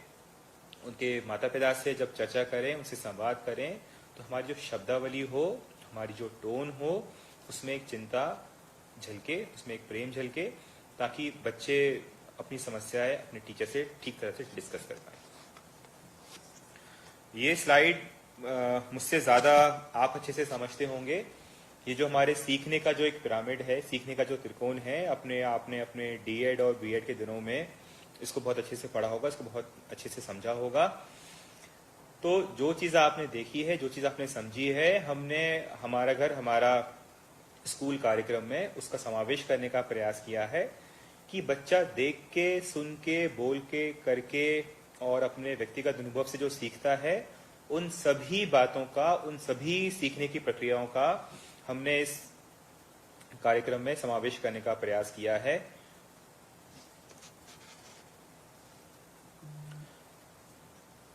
कार्यक्रम में जमीनी स्तर पे क्या हो रहा है और शाला स्तर पे क्या हो रहा है, इसकी मॉनिटरिंग के लिए हमने एम शिक्षा मित्र पे एक नया मॉड्यूल ऑलरेडी विकसित कर दिया है, जिसमें हम एक्चुअली लाइव रिपोर्ट हमें प्राप्त हो सकेगी कि हमारे कौन से शिक्षक साथी किस स्कूल में किस एरिया में जाकर किस बच्चे से संपर्क कर रहे हैं और किस हद तक संपर्क कर रहे हैं। जब तक ये मॉड्यूल विकसित नहीं हुआ था, आप सभी के भागीदारी से हम लोगों ने एक डिजिलैब भागीदारी फॉर्म तैयार किया था, जो बेसिकली एक गूगल फॉर्म था। परंतु अब हमने इसी गूगल फॉर्म में अतिरिक्त क्वेश्चनियर जोड़ के एम शिक्षा मित्र पे नया मॉड्यूल एक अपलोड कर दिया है, जिसमें हम शिक्षकवार शालावार ट्रैकिंग कर पाएंगे कि किस जिले में, किस विकासखंड में, किस संकुल में, किस शाला में, किस शिक्षक द्वारा क्या प्रगति की जा रही है। जब तक वो मॉड्यूल तैयार होता है, वर्तमान में हमारे पास जो डिजिलैब पर फीडबैक आया है उसमें सुधार की गुंजाइश बहुत ज्यादा है। हमारे जो 1 लाख से अधिक स्कूल हैं, मात्र 68,000 स्कूल्स के टीचर्स ने ही हमें कम से कम एक गूगल फॉर्म भर के उपलब्ध कराया है। यानी कि 30% शालाओं से एक भी फॉर्म्स टीचर्स द्वारा नहीं भरा गया है, जो चिंता का विषय है। और ये जो गैप है, ये जो कमी है, ये हमारा घर, हमारा शाला कार्यक्रम के क्रियान्वयन में परिलक्षित नहीं होनी चाहिए। यह हम सभी को प्रयास करने की आवश्यकता है। हमारे प्रदेश में 17 जिले ऐसे हैं जहां पे 50% से कम शालाओं ने भी छात्र से संपर्क कर इस तरह का फॉर्म भरा है। और इसमें जो सबसे खराब प्रदर्शन वाला जिला है वो झाबुआ है। मुझे लगता है झाबुआ में कम से कम 2-3 हजार टीचर होंगे, परंतु उन 2-3 हजार टीचर्स ने मिलकर भी मात्र 17 स्कूल से ही जानकारी आई है, जो वास्तव में बहुत खेदजनक है। और हम उम्मीद करेंगे कि हमारा स्कूल, हमारा कार्यक्रम है, झाबुआ और अधिक प्रयास करेगा और अच्छे प्रयास करेगा। 14 जिले ऐसे हैं जहां पे हमारे पूरी मशीनरी ने, हमारे अधिकारियों ने बहुत ही मेहनत की है, उत्कृष्ट कार्य किया है, जहां पे 66% से ज्यादा छात्रों से शिक्षकों ने संपर्क किया है और हमें फीडबैक के रूप में गूगल फॉर्म पे जानकारी उपलब्ध कराई है। इसमें हर्ष की बात है कि दतिया और हरदा ये 2 ऐसे जिले हैं जहां पे 90% से अधिक स्कूल्स ने रिपोर्ट किया है और छात्रों से जो व्हाट्सएप पर अध्ययन किया है, डिजिलैब की जो सामग्री प्राप्त हुई है उसके बारे में हमें फीडबैक उपलब्ध कराया है। इसी क्रम में 5 जिले जो प्रदेश में टॉप में है, जिन्होंने अच्छा प्रदर्शन किया है, दतिया, हरदा, पन्ना, नरसिंहपुर और बैतूल। परंतु हमारी जो चिंता है वो है अलीराजपुर, आगरमालवा, धार, बड़वानी और झाबुआ। इसमें से आप देख रहे हैं कि अगर आगरमालवा को छोड़ दें तो बाकी 4 जिलों में आदिवासी बाहुल जनसंख्या है, वो बहुत ज्यादा है। और ऐसे बच्चों को और ज्यादा आवश्यकता है हमारे शिक्षक के सपोर्ट की, हमारे शिक्षक के मार्गदर्शन की और हमारे शिक्षकों से जुड़ाव की, क्योंकि ये अधिकांश इनमें से ऐसे बच्चे हैं जो, जिनके परिवारों में से वो पहली पीढ़ी है जो स्कूल में आ रही है, तो इन्हें घर पे भी बहुत ज्यादा अकादमिक सपोर्ट उपलब्ध नहीं है। ऐसी स्थिति में हमारे टीचर्स की नैतिक जिम्मेदारी भी बनती है कि इन क्षेत्रों में जो बच्चे पढ़ रहे हैं उन बच्चों से निरंतर संपर्क करें और गृह संपर्क अभियान की सबसे ज्यादा आवश्यकता इन जिलों में है। जिस तरह से हमने एम शिक्षा मित्र में जो नया मॉडल बनाया है, जिसका मैंने आपको जिक्र किया था, उसका जो फ्लो होगा वो इस तरह से होगा कि जब आप एम शिक्षा मित्र पे लॉगिन करेंगे, आपको बहुत सारे आइकन्स दिख रहे हैं। तो आप देखा कि हमने एक ऑरेंज कलर से एक सर्कल किया हुआ है जिसमें डिजिलैब शिक्षा सेतु लिखा हुआ है। और इस डिजिलैब शिक्षा सेतु में ये जो ऑनलाइन मॉड्यूल है, इसमें हमारी अपेक्षा है कि हमारे स्कूल के जो प्राचार्य हैं, हेडमास्टर हैं, वो अपने शाला का, हमारे जो शिक्षक हैं वो अपने कक्षा का, और हमारे जो सीएसी हैं उनके अंदर जो एक क्लस्टर है, जो एक संकुल है, उसमें जो शालाएं आ रही हैं, इन तीनों ही हमारी जो इकाइयां हैं, इन तीनों को इस कार्यक्रम के फीडबैक के रूप में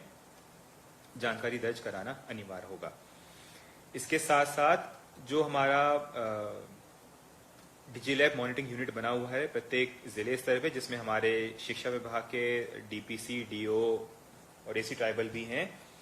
उसी तरह से हमारा विद्यालय की जो अकादमिक मॉनिटरिंग है, जो फॉलोअप है, फीडबैक है और जो डिसिप्लिन एक्शन लेना है, ये जो जिम्मेदारी है ये हमारे जिले यूनिट की होगी। जो हम लोगों ने अपना वीकली एक रोस्टर तैयार किया है, वीकली पैकेज तैयार किया है, वो समय से हमारे सभी शिक्षकों को मिल जाए, ये जिम्मेदारी हमारे जिला स्तर के अधिकारियों की होगी। साथ ही आप सबको यह भी सुनिश्चित करना है कि हमारे टीचर्स, हमारे शिक्षक साथी निरंतर पालकों और बच्चों से संवाद कर रहे हैं और जिस तरह का संवाद किया जा रहा है उसकी नियमित जानकारी एम शिक्षा मित्र के माध्यम से हमें उपलब्ध करा रहे हैं। यह भी हमें सुनिश्चित करना पड़ेगा। जितना पॉसिबल हो अगर हम भ्रमण कर सकते हैं हमें भ्रमण करना चाहिए और एक ज्योग्राफिकल इकाई होती है, चाहे वो गांव में हो, शहर में हो, मोहल्ला हो, वार्ड हो या कोई और सीमित क्षेत्र हो, वहां पे हम चाहें तो हमारे जो शिक्षक साथी हैं उनके साथ विजिट करें तो हमें एक फीडबैक भी मिलेगा कि इस कार्यक्रम के क्रियान्वयन में क्या क्या प्रैक्टिकल कठिनाइयां हमें आ रही हैं या कुछ ऐसे बिंदु हैं जो हमें कार्यक्रम में परिवर्तित करने की आवश्यकता है। तीसरा,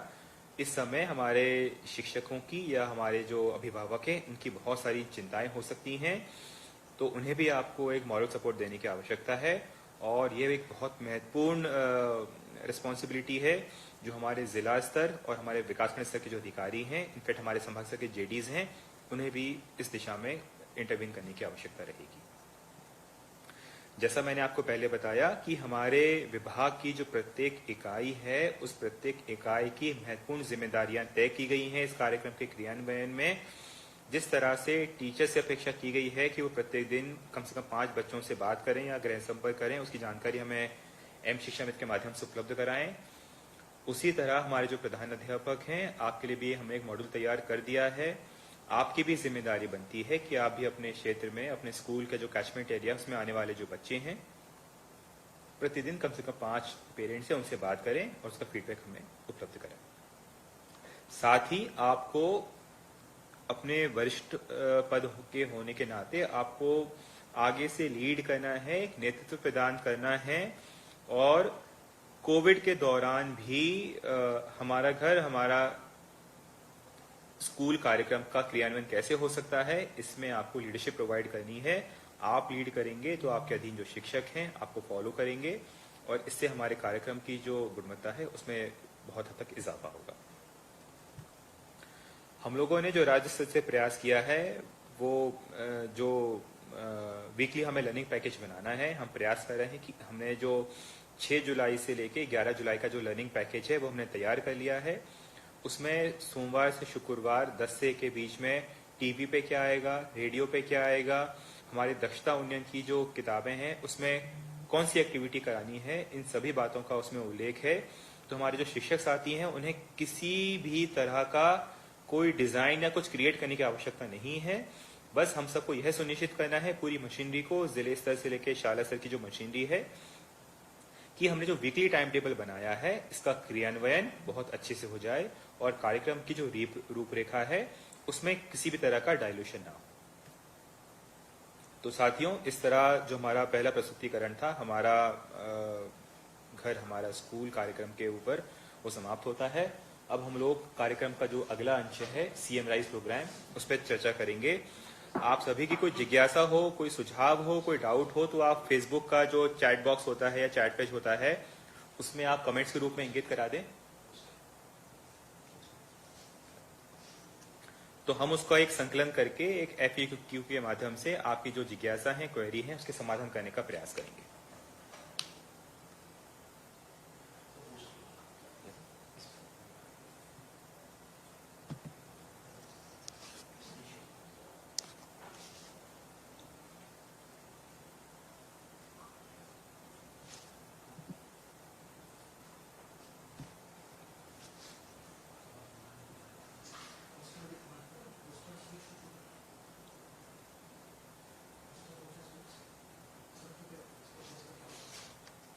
यहीं पे दिखा दो।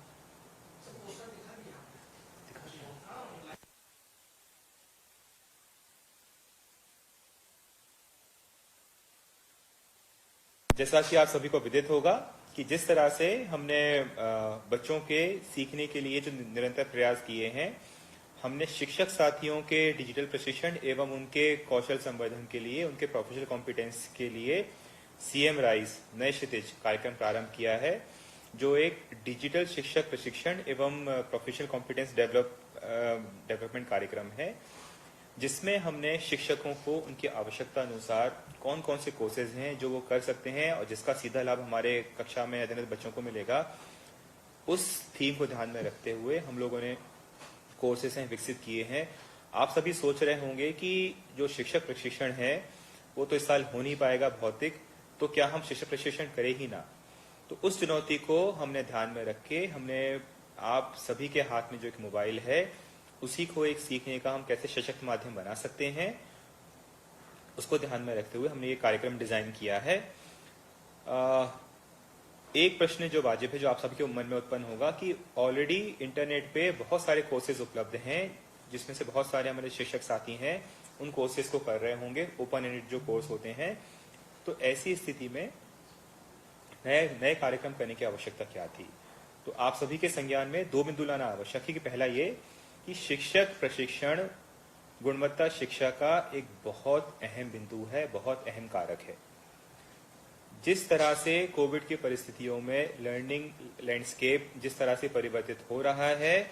हमें पीछे नहीं रहना है, हमें 5 साल आगे का सोचना है। इन सब बिंदुओं को समाहित करते हुए फ्यूचर रेडी स्कूल्स हमें तैयार करने हैं। उन भविष्य के शालाओं में किन किन बातों का समावेश होगा, उसके लिए हमारे टीचर्स को हम कैसे प्रशिक्षित कर सकते हैं, यह सब बिंदु हमने इस कार्यक्रम में समाहित किए हैं। दूसरा यह है कि हमारे टीचर्स को आवश्यकता अनुसार और उच्च गुणवत्ता की सामग्री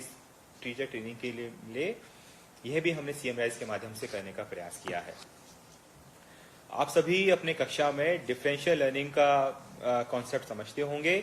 कि जिस तरह से एक ही कक्षा में आपने देखा होगा कोई बच्चे अंकुर के स्टेज पर हैं, कई बच्चे उमंग के समूह में हैं, कई बच्चे तरुण के समूह में हैं। कहने का आशय कि जिस तरह से बच्चों के सीखने का जो पेस है, बच्चों की सीखने की जो क्षमता है, जो काबिलियत है, वो अलग अलग होती है। उसी तरह से टीचर्स ट्रेनिंग में हम जो कंटेंट टीचर्स को देते हैं एक क्लासरूम में, कई बार वो बहुत प्रभावी नहीं होता है, क्योंकि हमें एक निश्चित समय पे प्रारंभ करना होता है, निश्चित समय में समाप्त करना होता है। तो हम सभी शिक्षकों को व्यक्तिगत ट्रीट ना करते हुए एक बैच के रूप में ट्रीट करते हैं और हमें उन्हें क्लासरूम सेशंस के माध्यम से उन्हें हम ट्रेनिंग देते हैं। परंतु हम ये ओवरलुक कर देते हैं कि जिस तरह से बच्चों की सीखने की गति अलग अलग होती है, उसी तरह से हमें शिक्षक की गति भी सीखने की अलग अलग हो सकती है। तो क्यों ना हम एक ऐसा प्लेटफॉर्म तैयार करें जो टीचर्स के लिए बहुत ही सरल हो, सुविधाजनक हो और उनके पास जो सीखने का समय उपलब्ध है उसको ध्यान में रखते हुए हम कैसे निरंतर ट्रेनिंग दे सकते हैं। इन सब उद्देश्य के साथ हमारा सीएम राइज जो कार्यक्रम है वो प्रारंभ किया गया है। मई के महीने में मध्य प्रदेश के साथ साथ 5-6 और राज्यों ने टीचर्स ट्रेनिंग के डिजिटल प्लेटफॉर्म प्रारंभ किए थे। परंतु हम सभी के लिए बहुत हर्ष की बात है, बहुत ही सम्मान की बात है कि जिस तरह का रेस्पॉन्स जिस तरह का एक जुड़ाव हमारे मध्य प्रदेश के शिक्षक साथियों से हुआ है वो पूरे देश में अव्वल है। सबसे सफल हाल ही में जो लॉन्च हुआ, अगर किसी अन्य राज्य का प्लेटफॉर्म है टीचर्स ट्रेनिंग का, उसमें से सबसे ज्यादा सफल सीएम राइज ही साबित हो रहा है और उसके लिए आप सभी बधाई के पात्र हैं। आप सभी ने बहुत ही लगन से, बहुत ही मेहनत से कोर्सेज पूरा करने का प्रयास किया है, लॉगिन करने का प्रयास किया है। वर्तमान में हमारे पोर्टल पे हम लोग 4 कोर्सेज लॉन्च कर चुके हैं। पहले, दूसरे और जो तीसरा कोर्स है उसका कंप्लीशन रेट बहुत अच्छा है, परंतु हम लोगों ने जानबूझ के दूरस्थ शिक्षण का जो कोर्स है उसको अभी रखा ताकि आप इस कोर्स को देख लें, समझ लें, इस कोर्स को अच्छे से पूरा कर लें, ताकि जब 6 जुलाई से हमारा घर हमारा स्कूल कार्यक्रम प्रारंभ हो तो आप सभी को पता हो कि इस कार्यक्रम का उद्देश्य क्या है और दूरस्थ शिक्षण कोर्स के माध्यम से आपने जो सीखा है आप कैसे उससे इस कार्यक्रम को और सफल बना सकते हैं। आप देख रहे हैं कि हमारे जो पहला, दूसरा और तीसरा कोर्स है उसमें आप सभी ने बहुत ही उत्साह से पार्टिसिपेट किया है, परंतु हमारा जो करीबन 1 सप्ताह पहले जो चौथा कोर्स दूरस्थ शिक्षण, जो आज के समय की आवश्यकता है, इस कोर्स में अभी मात्र 42% शिक्षकों ने ही पंजीयन किया है और 23% शिक्षक हैं वो इस कोर्स को पूरा कर पाए हैं। इस कार्यक्रम को समग्र रूप और व्यवस्थित रूप देने के लिए हमने यह भी प्रयास किया कि टीचर्स तक पहुंचने के पहले हमारे जो शिक्षा से जुड़े साथी हैं, हमारे जो शिक्षण प्रशासक हैं, हमारे जो एडमिनिस्ट्रेटिव यूनिट्स हैं, उनको भी पता रहे, उनको भी जानकारी रहे कि हमारे टीचर्स को हम जो ट्रेनिंग दे रहे हैं, जो मॉड्यूल्स इंट्रोड्यूस कर रहे हैं, उसका कंटेंट क्या है, उसका फ्लो क्या है, उसका स्ट्रक्चर क्या है, उसकी उपयोगिता क्या है। इसीलिए हमने शुरू के जो प्रारंभ के जो 2 कोर्सेज थे, वो शिक्षक साथियों के साथ कोर्स प्रारंभ करने के पहले हमारे जो ब्लॉक स्तर, जिले स्तर, संभाग स्तर के अधिकारी हैं और हमारे जो शिक्षक शिक्षण संस्थाएं हैं, IACCT, राइट साइज, इनके माध्यम से हमने ये कोर्स पहले पूरा करने का प्रयास किया, ताकि जब वो ऑन साइट सपोर्ट के लिए हमारे स्कूल्स में, तो उन्हें पता रहे कि हमारे टीचर्स किन किन ट्रेनिंग कोर्सेज, कौन कौन से ट्रेनिंग कोर्सेज कंप्लीट कर चुके हैं और किस तरह से उसका उपयोग है वो क्लासरूम में कर रहे हैं। क्योंकि ये प्लेटफॉर्म नया है, बहुत सारे टीचर्स का एक्सपोजर ऑनलाइन लर्निंग के लिए पहली बार हो सकता है, मोबाइल से सीखने का थोड़ा सा एक इनकन्वीनियंस भी हो सकता है, तो आप सभी को ध्यान में रखने की आवश्यकता है। जो 5-6 चीजें हमने रेखांकित की हैं आपके लिए, कि जब ये कोर्सेज डिजाइन किए गए थे तो इन कोर्सेज को डिजाइन करने का जो लॉजिक था वो यह था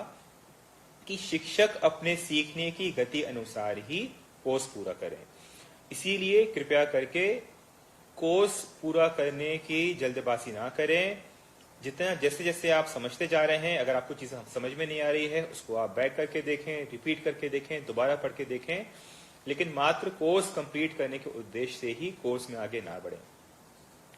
हमारा जो चौथा मॉड्यूल है वो थोड़ा सा मॉड्यूल बड़ा है, उसमें कुछ ऑडियोज हैं, वीडियोज हैं, PDF भी हैं, आपको एडिशनल पढ़ना पड़ेगा। तो अपने लिए कोई टारगेट नहीं रखें कि आपको 2 दिन में कोर्स करना है, 3 दिन में कोर्स करना है। यह किसी भी तरह की रेस नहीं है कि जिसमें कोई एक अव्वल आए। ये एक सामूहिक रेस है जिसमें हम सभी अव्वल आएंगे, और इसका फायदा हमें तभी मिलेगा स्कूल प्रशिक्षण कार्यक्रम का, जब हमने जो कोर्स के माध्यम से जो बातें सीखी हैं, जो ट्रेनिंग के माध्यम से बातें सीखी हैं, वो कैसे हम अपने क्लासरूम में लेके जाएंगे। इसीलिए जो सबसे महत्वपूर्ण पहलू है कि कृपया करके मात्र सर्टिफिकेट प्राप्त करने के उद्देश्य से इन कोर्सेज का अध्ययन ना किया जाए। हम सबकी चिंता होनी चाहिए कि जिस उद्देश्य के साथ ये कोर्स बनाए गए हैं, आप उन उद्देश्य की पूर्ति करें, और आपने इन कोर्सेज के अध्ययन के बाद जो सीखा है, आप कैसे उसको अपने कक्षा में इम्प्लीमेंट कर सकते हैं, कैसे अपने कौशल का उन्नयन कर सकते हैं, और इस बेहतर कौशल के साथ आप कैसे अपने क्लासरूम को एक अच्छा, एक्टिव, इंगेजिंग और एकेडमिक प्रोसेस अच्छे गुणवत्ता सुनिश्चित कर सकते हैं। क्योंकि आने वाले समय में हमारे कोर्सेज नए आते जाएंगे, कोर्सेज की संख्या बढ़ती जाएगी, थोड़े से और मुश्किल कोर्सेज भी आते जाएंगे। शायद आप कोर्स कंप्लीट करने के बाद आपको सारी बिंदु ध्यान में ना रहें, तो मेरा आप सभी से आग्रह रहेगा कि जिस तरह बच्चे अपनी एक कॉपी तैयार करते हैं, हमारे शिक्षक साथी भी उसी तरह से अपनी डायरी तैयार कर लें, और इस कोर्स में आपने जो भी सीखा है उसके इंपॉर्टेंट बिंदु हैं, जो अहम बिंदु हैं, उनको आप छोटे छोटे बुलेट पॉइंट्स में आप रख लें। और ये डायरी आपके काम आएगी जब हमारे स्कूल्स खुलेंगे, जब हम शैक्षिक संवाद करेंगे, या आप ऑनलाइन वीडियो कॉन्फ्रेंसिंग के माध्यम से जो शैक्षिक संवाद करते हैं, उस सभी में इस डायरी का बहुत अहम योगदान होगा। क्योंकि यह डायरी आपकी जो लर्निंग है उसको मजबूत करने में, सुदृढ़ करने में, रिइंफोर्स करने में बहुत सहायक होगी। और अंत में एक बात और हमें ध्यान में रखनी है कि आने वाले कोर्सेज में जो सर्टिफिकेट जारी होगा, वो सर्टिफिकेट मात्र जब आप एम शिक्षा मित्र ऐप के माध्यम से डाउनलोड करेंगे और लॉगिन करेंगे, तभी आपको वो सर्टिफिकेट प्राप्त होगा। सर्टिफिकेट अपने आप में महत्वपूर्ण नहीं है सिर्फ, बट सर्टिफिकेट का एक बिंदु यह है कि हम लोग यह भी प्रयास करें कि जैसे जैसे हमारे शिक्षक साथी ये कोर्सेज कंप्लीट करते जाते हैं, उन्हें सर्टिफिकेट डाउनलोड कर लेते हैं। आपके सर्टिफिकेट की कोर्स कंप्लीशन का जो सर्टिफिकेट है उसकी एक कॉपी है, वो आपके सर्विस बुक में हम लोग अपडेट करने का प्रयास कर रहे हैं कि एज एंड व्हेन जब आप अपना कोर्स कंप्लीट कर लेंगे, एक ऑटोमेटिक व्यवस्था से आपकी सर्विस बुक में एक फोल्डर बनता रहेगा जिसमें इस बात की जानकारी होगी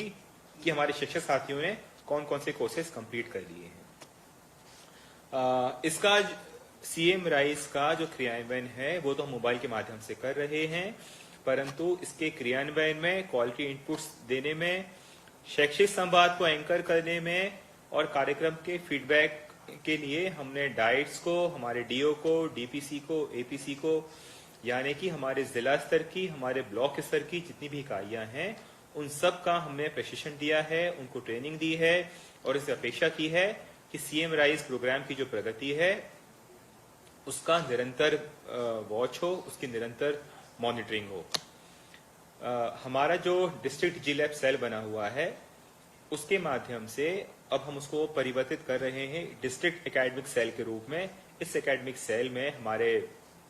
डीओज रहेंगे, डीपीसी रहेंगे, एपीसी एकेडमिक हैं, एडीपीसी हैं और विशेषकर जो हमारे ट्राइबल बहुल जिले हैं, ब्लॉक्स हैं, वहां पे हमारे एसी ट्राइबल भी इस एकेडमिक यूनिट के एक अहम हिस्से रहेंगे और इसी का एक रेप्लिकेशन, एक मिरर इमेज हम लोग ब्लॉक लेवल पे कन्वर्ट करेंगे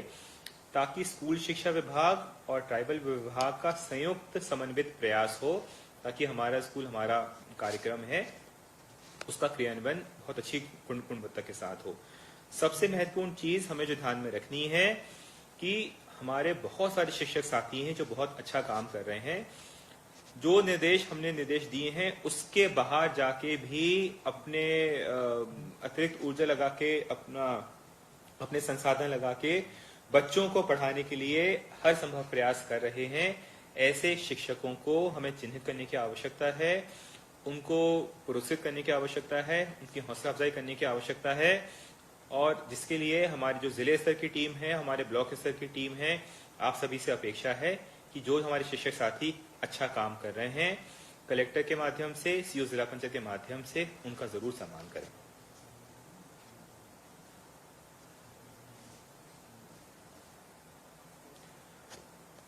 हमारे शिक्षक साथी जो पहले हमने कई शिक्षक साथियों से प्रस्तुतिकरण किया था सीएम राइज का, जो पहली बार जुड़े हैं, बस आपकी जानकारी बहुत संक्षेप में बताना चाह रहे हैं कि हमारे जो सारे जो कोर्सेज हैं वो दीक्षा, जो कि हमारे भारत सरकार का एक ऐप है, हमारे संसाधन विकास मंत्रालय का, ये सारे कोर्सेज दीक्षा ऐप पे उपलब्ध हैं। परंतु आप दीक्षा जब आप डाउनलोड करेंगे तो दीक्षा जब आप डाउनलोड करते हैं तो आप जो बाएं हाथ पे स्क्रीन देख रहे हैं जहां पे हमने हाथ के निशान से दिया है log in with state system, तो जब आप जो हरे कलर की पट्टी है, आप सभी हमारे शिक्षक साथी से अपेक्षा कि आप इसी पे क्लिक करें, क्योंकि अगर आप इससे क्लिक नहीं करेंगे तो हमने जो एक ऑटोमेटेड सिस्टम क्रिएट किया हुआ है सिंगल साइन ऑन का, और आपके जो कोर्स कंप्लीशन के बाद जो सर्टिफिकेट है वो आपकी इस सर्विस बुक में अपडेट हो जाएं,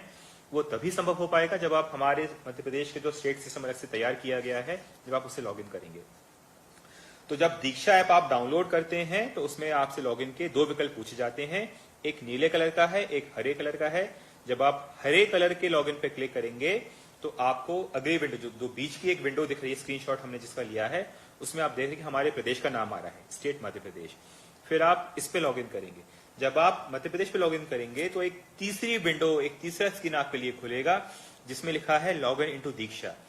और इस लॉग इन में जो आपका यूजर नेम है और पासवर्ड है वो वही यूजर नेम और पासवर्ड है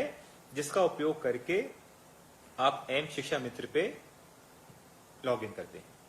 तो इसके लिए कोई अलग से यूजर आईडी और पासवर्ड क्रिएट नहीं किया गया है। आपका जो एम शिक्षा मित्र का जो लॉगिन आईडी और पासवर्ड है आप उसी का उपयोग करेंगे तो आप इन कोर्सेज के लिए आप इन कोर्सेज को अध्ययन कर सकते हैं। जैसा मैंने बताया कि जैसे ही आप कोर्स कंप्लीट करेंगे एक ऑटो साइन से जनरेट किया हुआ सर्टिफिकेट आपको प्राप्त होगा, जिसको आप डाउनलोड भी कर सकते हैं। इसके साथ ही जितने भी हमारे नए नए कोर्सेज आते हैं हम आपके फोन पे के माध्यम से, ईमेल के माध्यम से हम आपको उसके बारे में सूचना भी देते हैं। जो हमारा ऑटोमेटेड सिस्टम है इसमें कोर्स कंप्लीशन और सर्टिफिकेट जनरेशन में औसतन 8 से 10 दिन का समय लगता है। तो कृपया करके इस बारे में आप चिंतित मत होइए कि आपने एक हफ्ते पहले अपना कोर्स कंप्लीट कर लिया है, इसके बाद भी आपको प्रमाण पत्र नहीं मिला है, क्योंकि ये ऑटोमेटेड सिस्टम होता है। जब आप कोर्स कंप्लीट करते हैं उसकी कंप्लीशन की जानकारी हमारे सर्वर पे जाती है,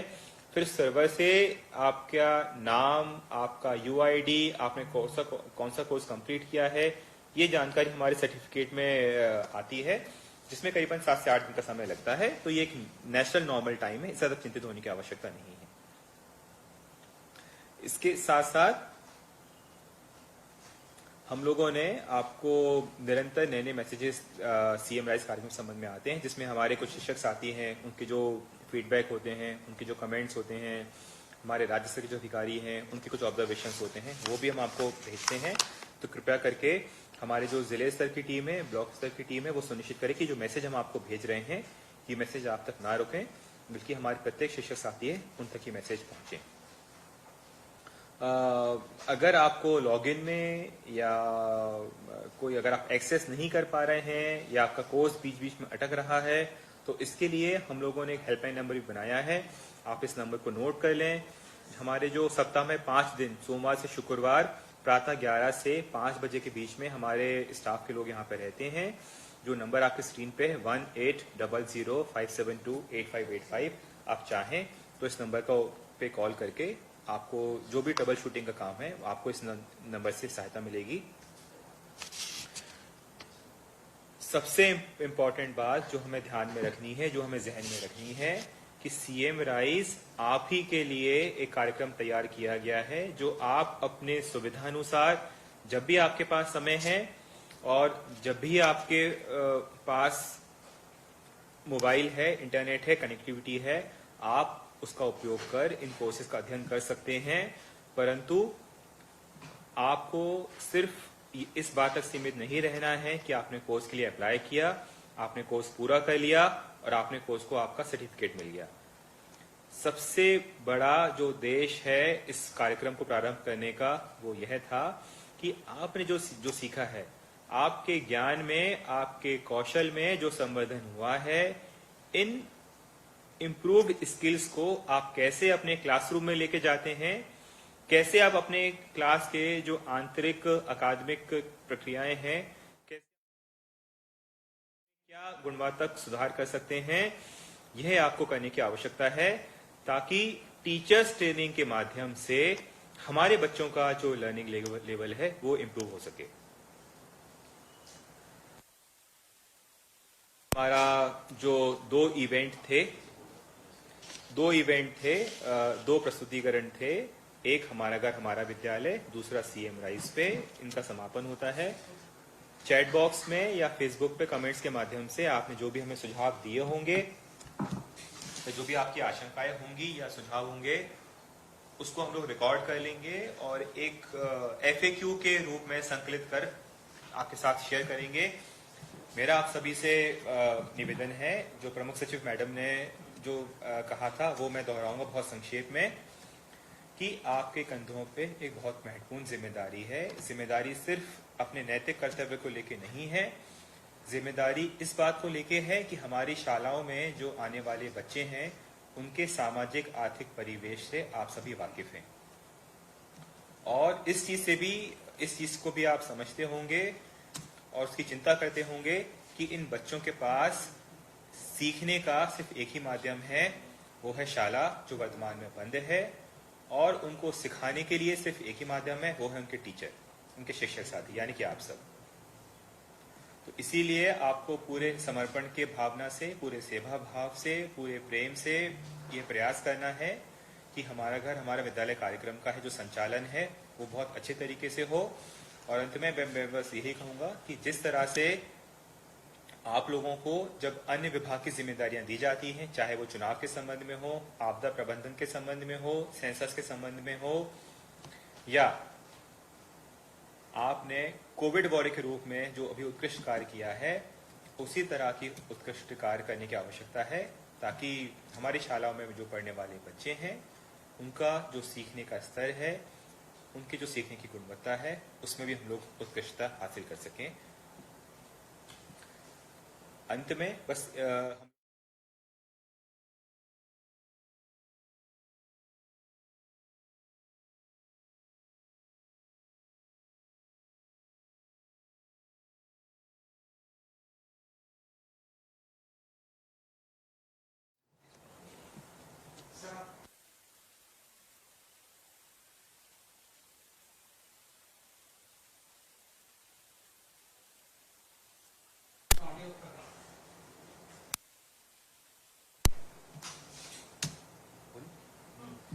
साथियों, आपकी स्क्रीन पे ये लाइव आ रहा होगा। आप देख रहे हैं सबसे ऊपर हमारा घर हमारा विद्यालय, फिर हमने लिखा है पीले कलर के फॉन्ट में साप्ताहिक समय सारणी। इसका मतलब ये कि हर सप्ताह ये जो पोस्टर है, ये जो हमारा टाइम टेबल है, ये हर सप्ताह चेंज होगा। और आप देख रहे हैं कि हमने राज्य स्तर से कितनी डिटेल, कितनी विस्तृत प्लानिंग करने का प्रयास किया है कि सप्ताह का जो प्रत्येक दिन होता है उस दिन में कौन कौन सी गतिविधियां होनी है, हमने यहाँ तक इस बात का उल्लेख किया है। आप देखेंगे कि हमने प्रत्येक दिन एक विषय चिन्हित किया है। उदाहरण के लिए सोमवार को हमने गणित चिन्हित किया है, मंगलवार को हिंदी, और फिर इस तरह से हमने रिपीट किया है।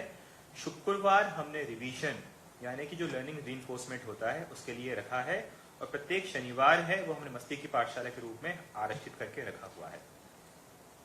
हमारे शिक्षक साथियों को यह भी समझने की आवश्यकता है कि हमने जो साप्ताहिक कार्यक्रम बनाया है ये कोई रैंडम कार्यक्रम नहीं है। बहुत ही वैज्ञानिक सोच, वैज्ञानिक पद्धति का उपयोग करके एक जो सीखने का जो एक लर्निंग कॉम्पिटेंसी फ्रेमवर्क होता है उसको हमने ध्यान में रख के लर्निंग आउटकम के आधार पर ये वीकली लर्निंग पैकेज तैयार किया है। उदाहरण के लिए अगर आप देखेंगे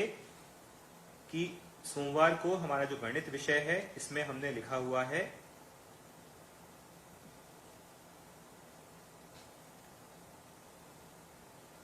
आकृतियां और स्थान के अंतर्गत अंदर बाहर। तो हमारे ये लर्निंग आउटकम है। इसको सिखाने के लिए आप देख रहे हैं कि 10 से 11 बजे के बीच में डिजीलैब के माध्यम से एक वीडियो लिंक भेजा जाएगा,